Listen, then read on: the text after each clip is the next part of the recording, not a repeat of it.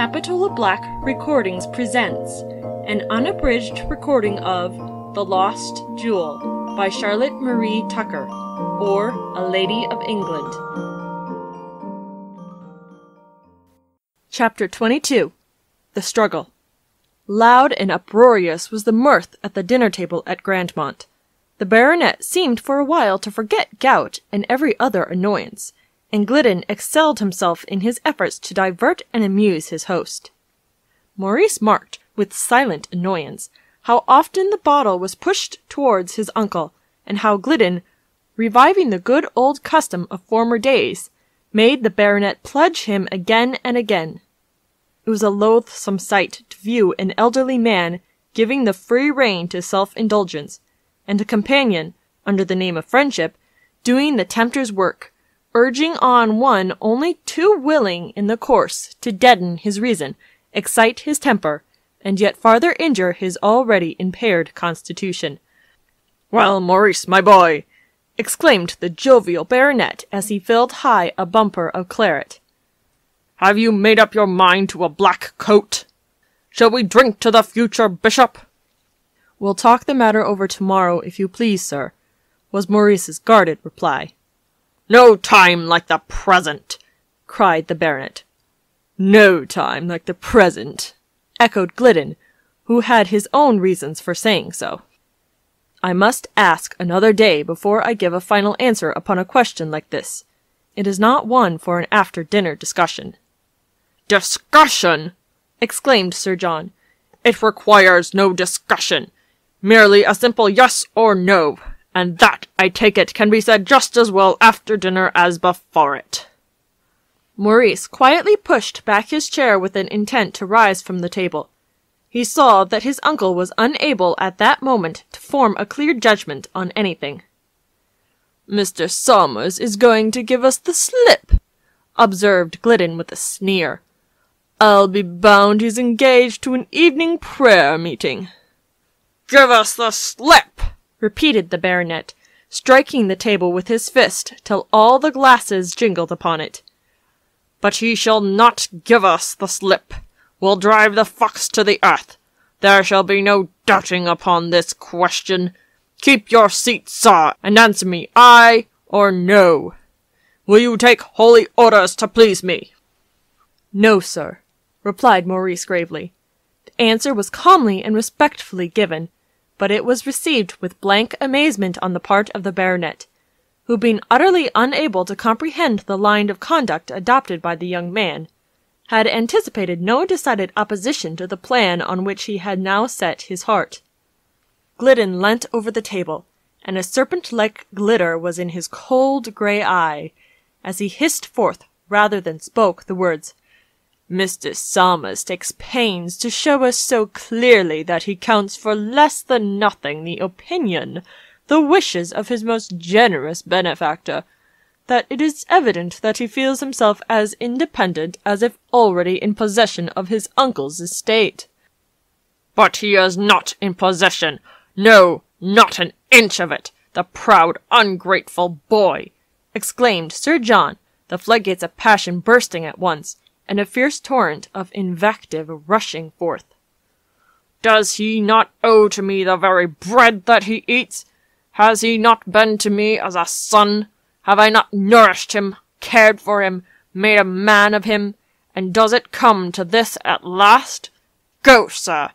continued the baronet, his voice trembling with passion, while the veins in his forehead swelled high. "I have no wish to detain you in this room, or in this house, sir.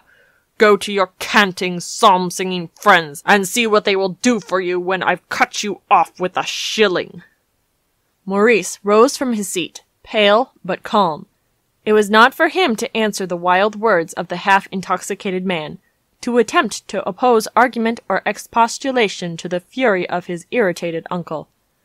Somers walked with a firm step to the door, deliberately unclosed it, and went forth, and as he did so, heard behind him the harsh laugh of the exulting, triumphant Glidden.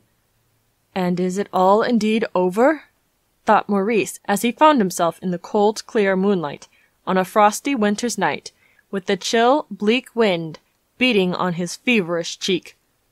Am I indeed disinherited, driven from my home by the arts of an unscrupulous rival, who, to gain his own ends, works upon the passions of that unhappy old man?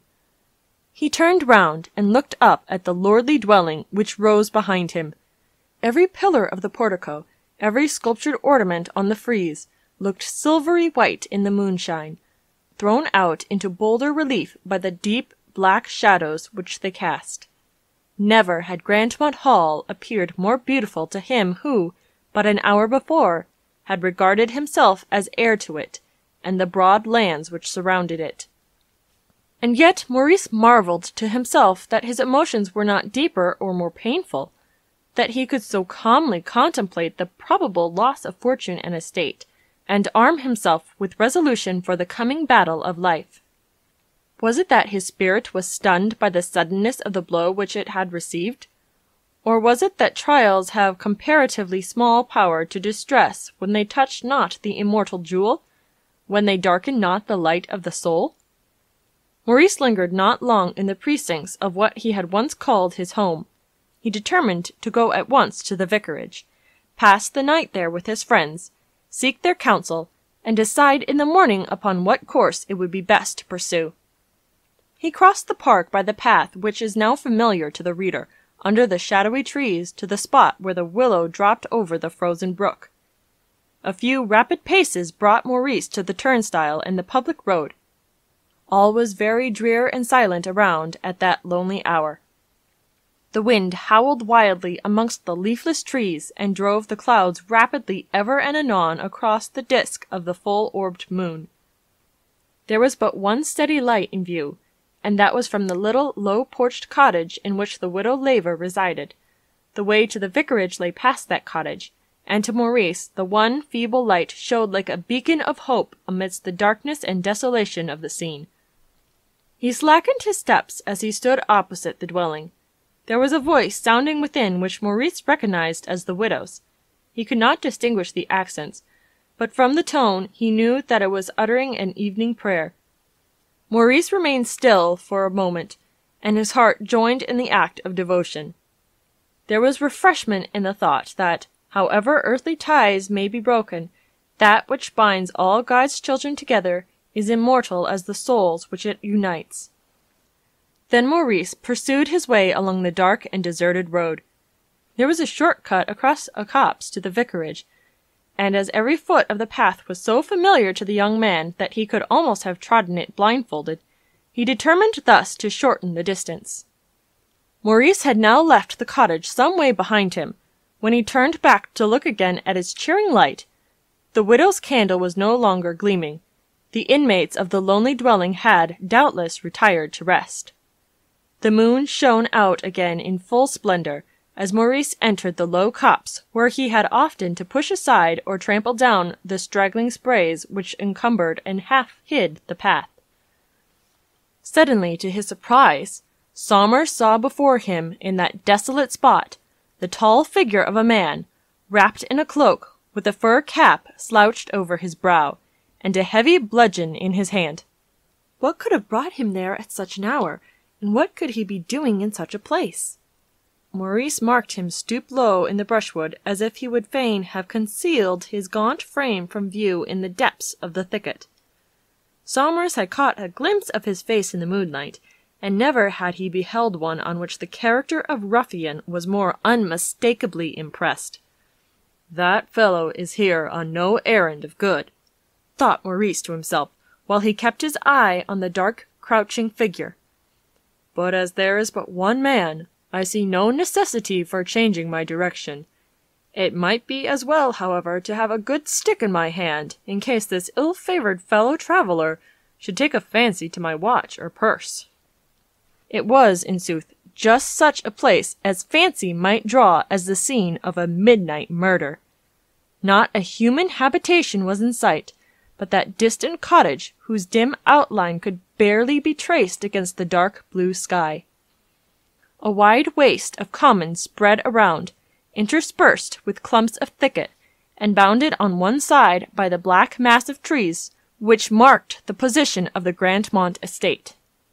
On all the tract of the open country, gleaming frosty white in the pale cold light, not a single being met the gaze of Maurice, except the dark, suspicious-looking form just in front, standing, or rather stooping, in the path of the young man. Maurice laid his grasp on a sapling close beside him, which afforded the readiest weapon to his hand. He tried to snap it off, but the young wood was tough and resisted his efforts. He shook it hard, the roots gave way, and he wrenched the sapling out of the ground, upturning as he did so some of the sod which had lain around it. Embedded in that sod lay a small object which instantly arrested the attention of Somers as the moon's rays fell glistening upon it. He had seen that object but once before, and many years had it since elapsed. Yet he recognized it in an instant as the Atma which had sparkled on the dress of Albina. Almost doubting the evidence of his senses, Maurice stooped to pick up the inestimable treasure thus by strange accident revealed. But a wolf-like eye was upon him. Jem Jondrille was watching the approaching figure, though not at first with intention to injure. The gambler marked Maurice's little start of surprise, his quick movement forward to raise something from the ground, and then his pause as if to examine what he held in his hand, and the conviction flashed across the mind of Jondrille that the stranger had found, without search, that which he himself had hunted for by night and by day. In the possession of the coveted Atma, all the ruffian's hopes of fortune were centered. He could not look on and see the prize carried off before his eyes. With a sudden rush, like that of some wild animal, Jondrille sprang upon Maurice Somers. There is a fierce, desperate struggle in that wild and lonely thicket. There is the sound of blows rapidly exchanged, and then the short, hard breathing of men engaged in a wrestle for life, and the cry of "Murder!" which the gale bears far away from any human ear. The struggle is now too close for the use of bludgeons, but Jondrille carries a more deadly weapon, and as he grapples with his youthful opponent, the blue steel of a large clasp knife glimmers in the ruffian's hand. Heaven help thee now, Maurice Somers, for no earthly aid is near. Give strength to thy arm, shield to thy young life, for the struggle is one of desperation, and stained with thy blood, the Atma lies on the trampled ground. Thank you for listening to Capitola Black Recordings. I hope you have enjoyed this recording of The Lost Jewel by Charlotte Marie Tucker.